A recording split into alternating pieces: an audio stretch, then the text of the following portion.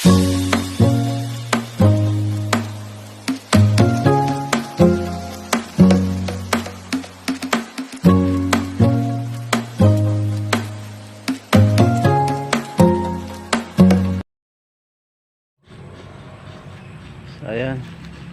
libot na tayo sa bukid.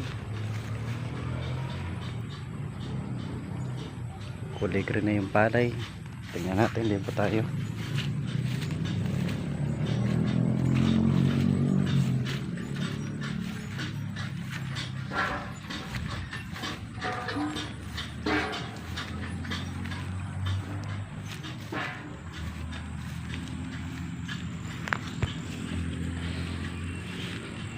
Ayan nga pala yung bundok karayat. Yan, bundok karayat. Ganyan ang tanawin dito sa amin. Ayan, may mga bibi pa.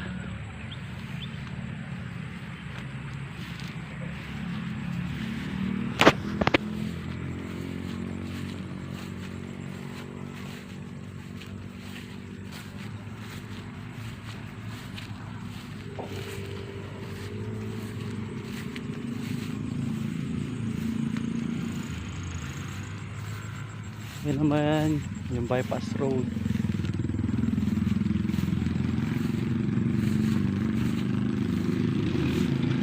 Ayan yung bypass road.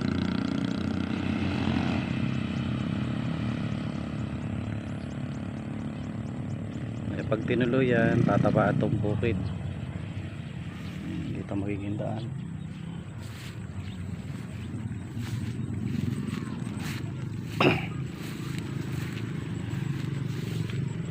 Tapos lang umulan.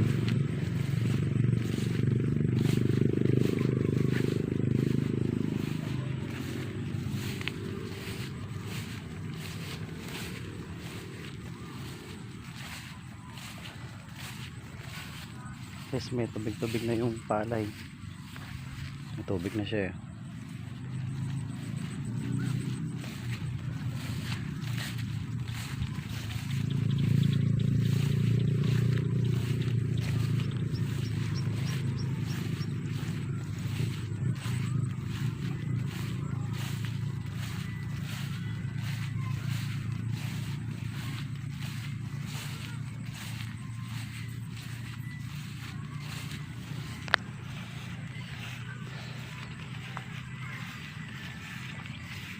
Ayan, kalakad ako sa Pilapil.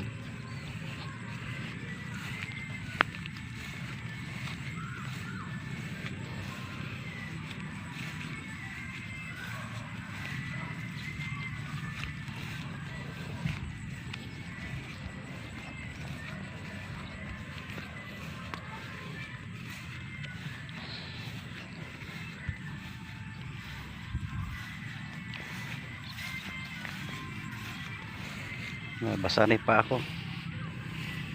Kaya ilari lang kasing umulan.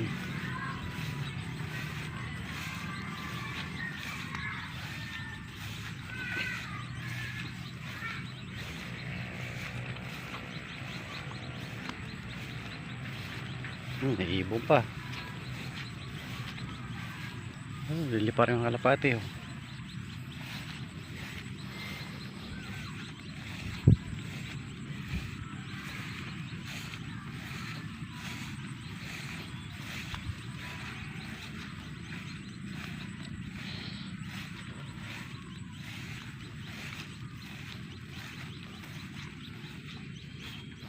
Oh, may suso yung ano. May suso yung bukid.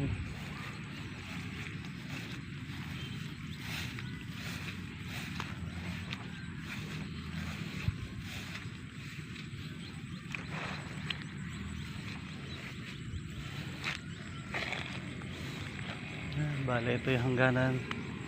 Yun, yun yung bahay. Yan yung bahay namin. Ayan.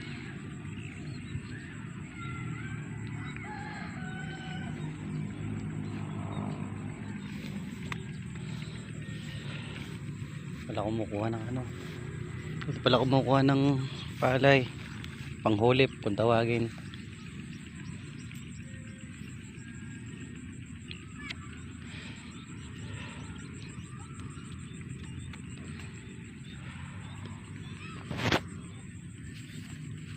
Diretso pa tayo doon.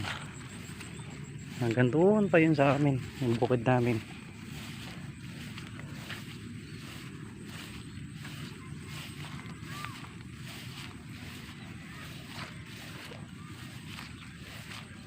Tigas naman yung pilapil eh.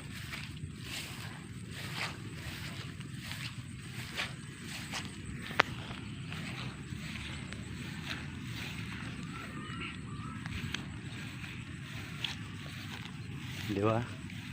Ang ganda ng view dito pagkahapon tsaka maga. Kita mo yung bundok Arayat. Itong kabila, anihin na kay Kuya Boy. Ayan, wala yung palay niya. Litaw na yung palay.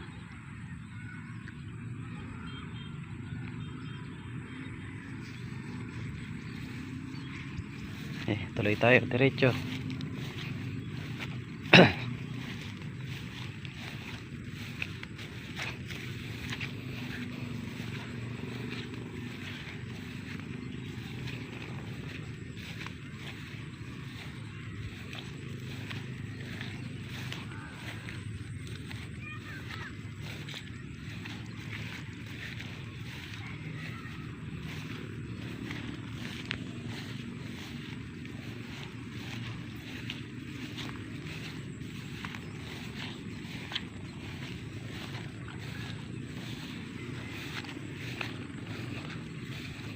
Kata mo ng pilapil ah.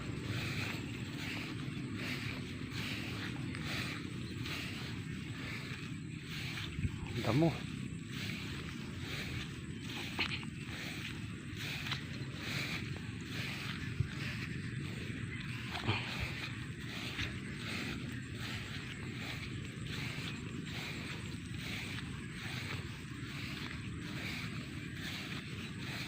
Hindi nagpantay yung laki ng palay dito tsaka yung nandun kasi ito kinuno ulit to, tawag dito binalasa kung tawagin. Hinintraktor siya ulit kasi nang pagkakasabog namin kinabukasan nun umulan, halos isang buwan yata nag-uulan nun, kaya konti lang lumbas na palay, kaya ang ginawa hinintraktor ulit.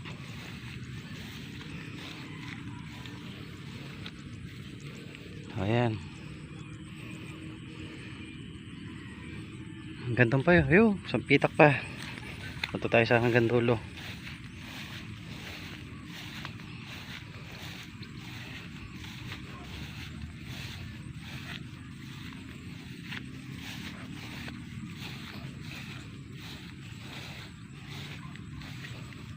Ayan.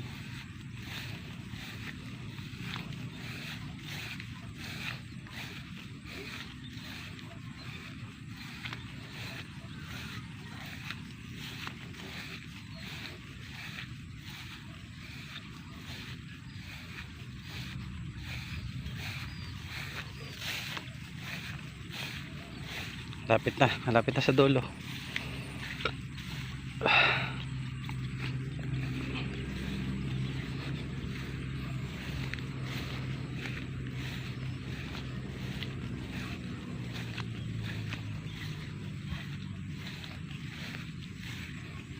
Ito mga bahayan na to, yung kabilang barangay na to, Sinipit kung tawagin. Ayan.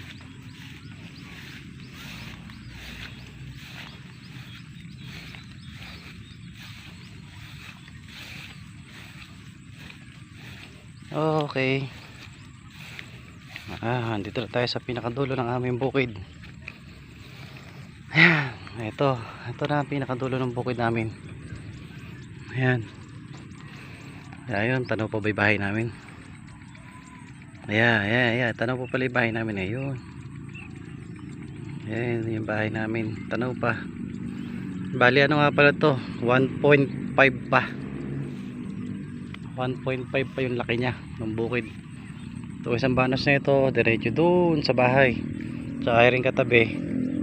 Hanggang doon din. Diretsuhan.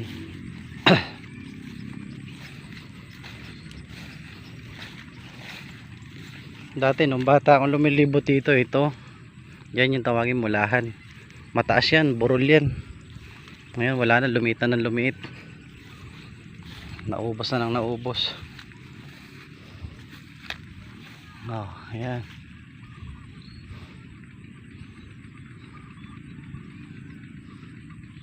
Itong kabila na to sa kamag-anak pa nila nanay yan. Kamag-anak nila may-ari niyan. Ayan.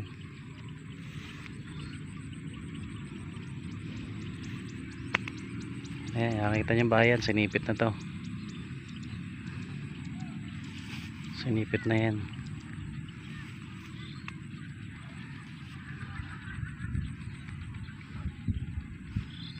Ayan, ganyan ang tanawin dito paghapon, pagamaga. Ayan, nilibot ko lang kayo dito sa aming bukid. Anihan din to, mga nasa ano na siguro, mga second week ng November, ganyan, o hanggang katapusan.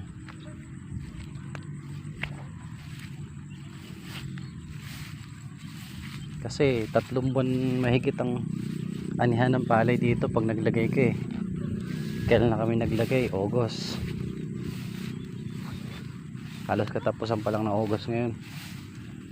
Kaya maliliit pa yung palay.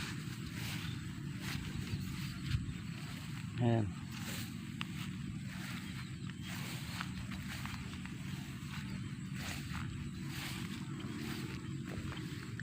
Itong kabila kay Kuya Boy, oh, daming ibon. Daming ibong kumuha ng palay niya. Puro ibon eh.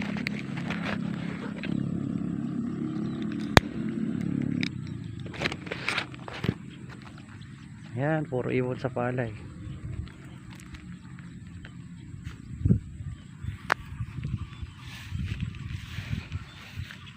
Oh, nagliliparan na ang ibon.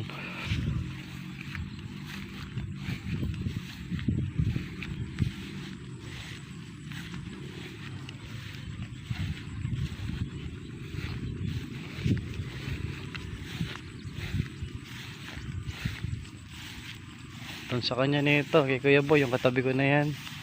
Malalaki na yung palay niya, papahinugin na lang yan. Bali mga September, second week ng September o third week. Ano na, i-harvester na yan. Harvester na yung palay niya.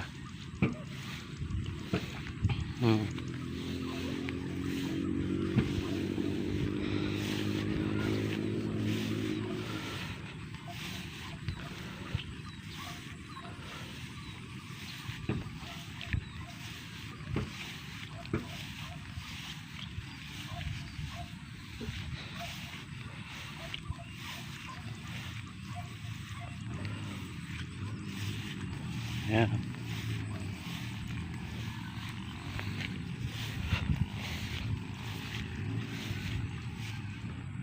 Ayan pa, yung kabila naman na yun, sa mga miranda naman yun. Katabing bukid namin yung kabila.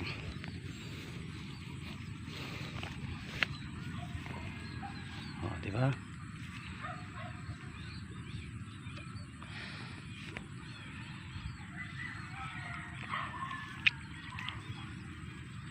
Ayan. Yung mga watawat pa yung bukid ni Kuya Boy, pambulabog ibon. Kaso hindi rin pinapansin ng ibon, dami niyang ibon eh. Nauubos na ng ibon yung ano niya, yung palay.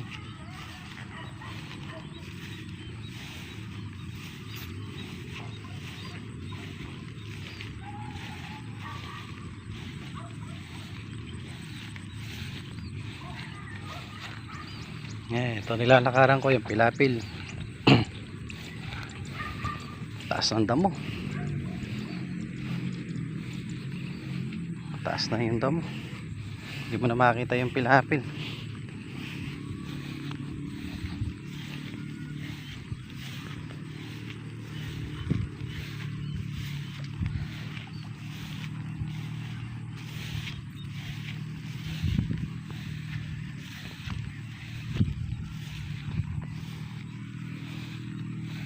Sa ganyan naman ang tawag dyan ay hulip.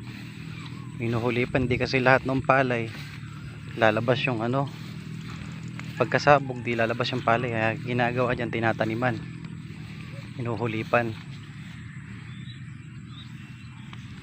Hulipan tawag dyan.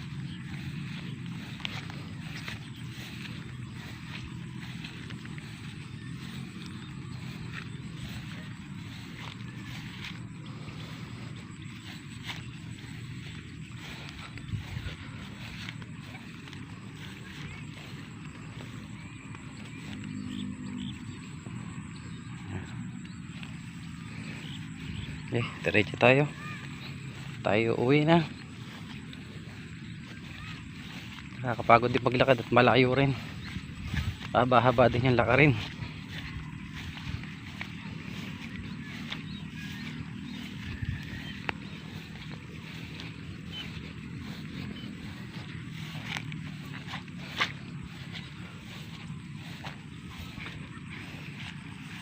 Dati walang bahayan dito, ngayon dami na. Yan oh, puro bahay na oh. Dati puro bukid yan. Ngayon naglalakihan pa yung mga bahay.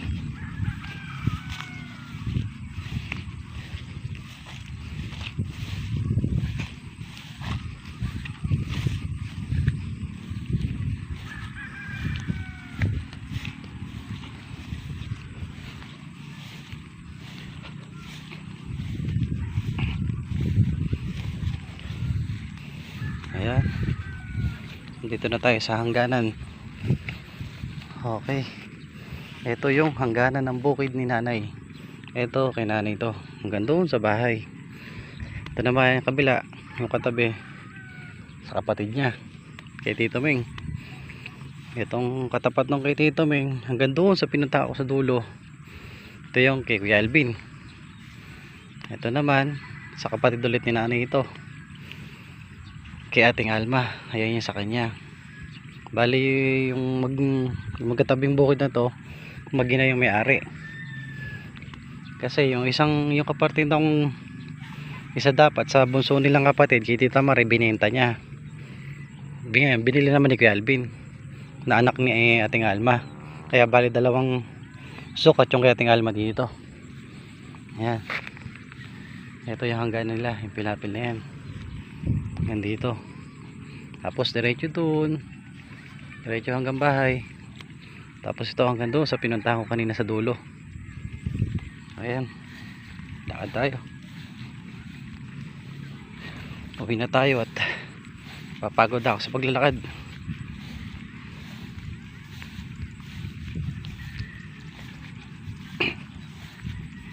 Nakakapagod din maglakad ah. Malayo-layo na rin narating natin.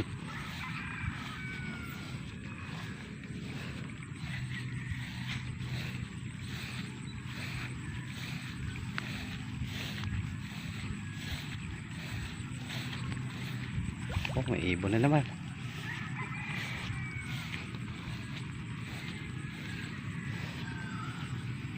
Ayan. Palubog na nga pala yung araw. Bali ang oras ngayon dito ay 5:30 na. 5:30 ng hapon.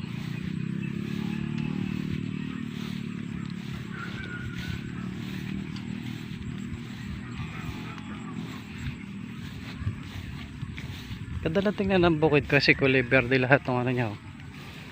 Berde yung dahon.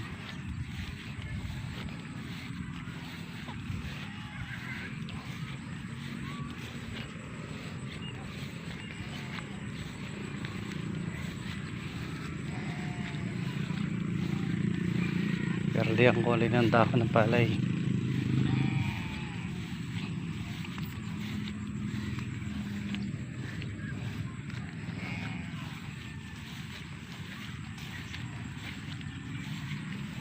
Ayan. Ayan, malapit na tayo sa bahay.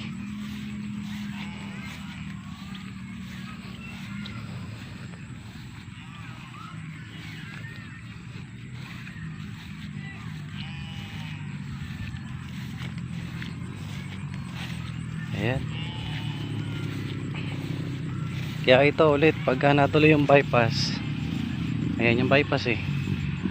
Ayan, yung bypass road. Bali, ididiretso yan dito. Tatagos yan dito. Padiretso yung ganoon. Doon liliko sa may gawin na asyenda. Kaya mahati itong bukid. Magkakaroon ng highway dito sa banda na to. Ayan, halos yan yung katapat yan eh.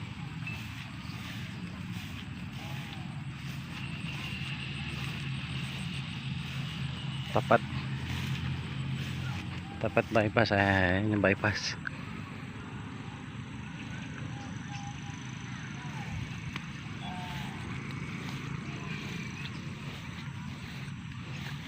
Yan, tuwing maga at hapon. Sa maga, marami nagsisipag ano yan, nagsusumba. Yung mga matatandang nagsisipag sumba, marami dyan. Tapos sa hapon naman, yan, mga nagbabike, mga naglilipot dyan, bypass. Ayan, ito yung bahay ko. May bahay namin, malapit na ako. Hindi pa tapos yung bahay namin eh. Ayan.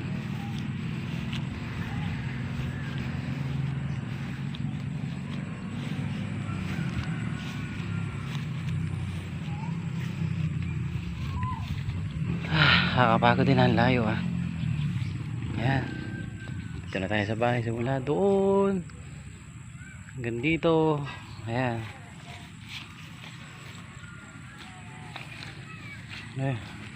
Daming damo sa gilid ng bahay. Nag-uulan kasi, hindi nalilinis.